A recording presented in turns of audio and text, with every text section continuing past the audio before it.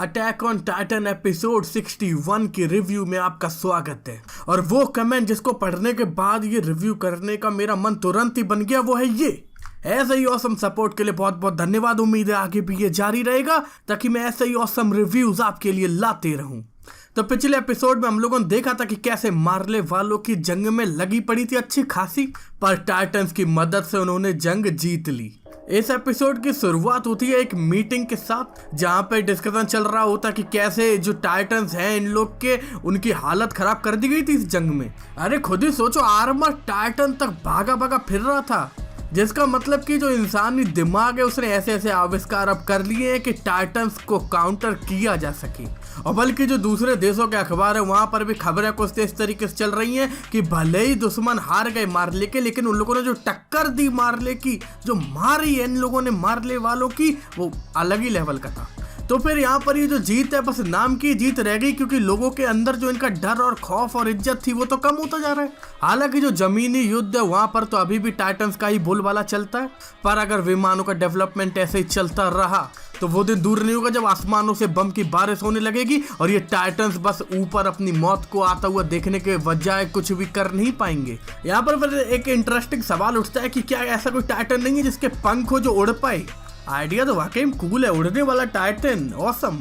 उसके बाद एरन का धोखेबाज भाई यहाँ पर एक सजेशन देता है पैराडाइज आइलैंड वाले ऑपरेशन को कंटिन्यू करने का, ताकि जो फाउंडिंग टाइटन है उसको हासिल किया जा सके।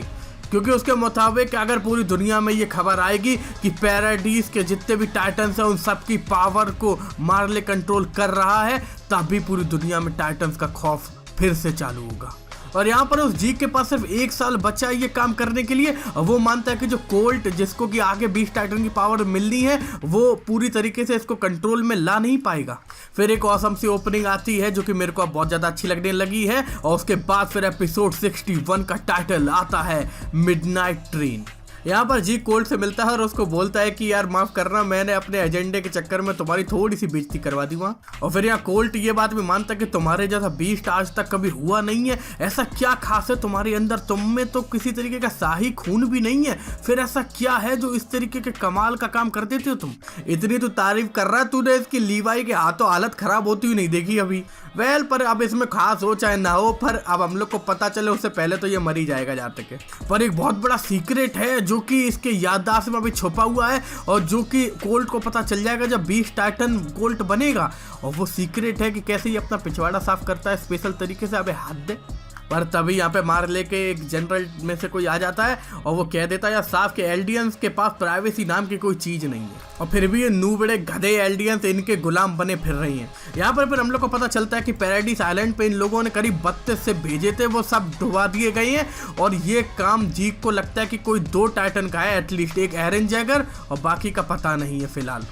और ऊपर से ऐसा भी नहीं कि तुम्हें सिर्फ टाइटन से डरने की जरूरत है, वहां पर टाइटन्स के अलावा भी कुछ हैं जो कि बहुत बड़ा खतरा साबित होंगे। तुम में तो कोई समझा किसकी बात हो रही है? या एक्करमन।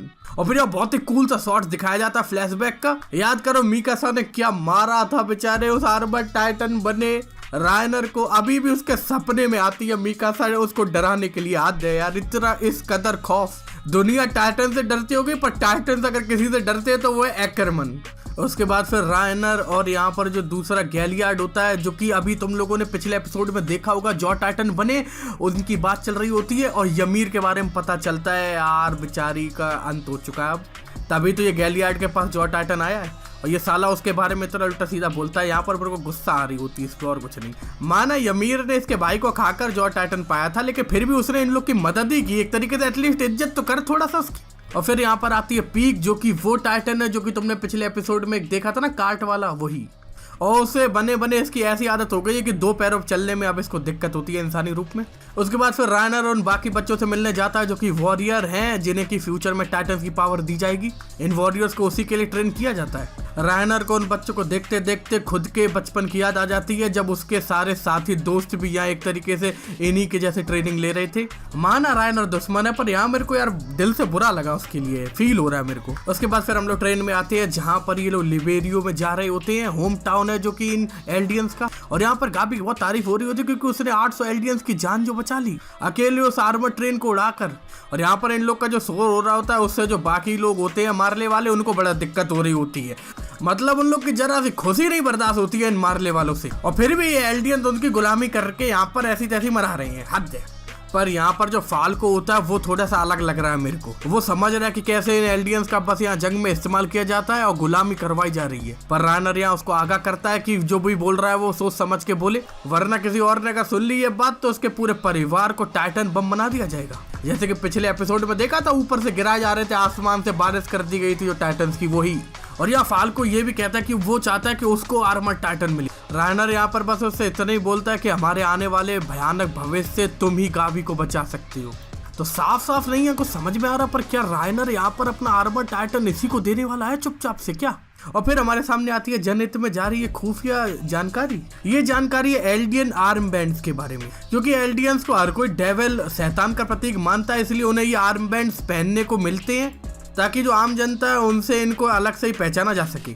जो हायर क्लास के एल्डियंस हैं उनके आर्म बैंड्स के कलर थोड़े अलग हो सकती हैं, और इसके अलावा इनके आर्म बैंड के कलर इस बात पे डिपेंड होकर भी चेंज हो सकते हैं कि वो लोग मिलिट्री में काम करते हैं या फिर आम सिविलियंस हैं। पर हर एक एल्डियन के लिए ये बहुत ही ज्यादा आवश्यक है कि जब भी वो मारले में कहीं बाहर निकले तो ये आर्म बैंड्स पहन के ही निकले। इतना घटिया ट्रीटमेंट मिलता है उसके बाद भी ये गधे एल्डियन नूबड़े इन्हीं का साथ दे रहे हैं, हद है। फिर सब लोग लिवेरियो में पहुंचते हैं और यहाँ पर जो फाल्को था वो यही सोच रहा होता है कि कहीं ऐसा तो नहीं कि ये जो रायनर है वो भी हम एल्डियंस को इस जंग से मुक्ति दिलाना चाह रहा हो। तो अपने होम टाउन में पहुंच के सब लोग अपने अपने परिवार से मुलाकात करते हैं। कर लो, फिर वैसे भी तुम लोग की बहुत गंदी लगने वाली है बहुत जल्द, जहाँ तक मेरा अंदाज है। और फिर यहाँ पर हम लोग को कुछ बेचारे एल्डियंस ऐसे भी देखने को मिलते हैं जिनसे खुदाई का काम करवाया जा रहा था। उसी बीच जब जंग चल रही थी तो उसी में इन लोग को बहुत सारी चोटें लग गई, और इतना करने के बावजूद भी यहाँ बस उन लोग का मजाक ही उड़ाया जाता है। और फिर भी ये नूबड़े एल्डियंस इन मारले वालों की गुलामी कर रहे हैं। यहाँ रायनर के परिवार वाले बहुत खुश होते हैं कि पहले रायनर और अब गाबी 2 वॉरियर निकल रहे हैं, इनके परिवार से गर्व हो रहा है उन्हें। और यहाँ इन लोग को लगता है कि अगर वो एल्डियंस जो कि बुरे वाले हैं वो पूरी दुनिया से गायब हो जाए तो ये वाले एल्डियंस जो कि इनके लगता है कि अच्छे वाले हैं तो खुशी से रह पाएंगे। ये लोग यहाँ इतना उछल रहे हैं, लेकिन मैं गारंटी देता हूँ कि अगर ये लोग उनके जंग में काम ना आ रहे होते मारले वालों के तो फिर अब तक वो मारले वाले इन सबको मार ही डालते, मैं सही बता रहा हूँ। फिर रायनर से यहाँ पे पूछते हैं कि तुम इतने साल उन गंदे एल्डियंस के साथ रहे तो वो कैसे थे?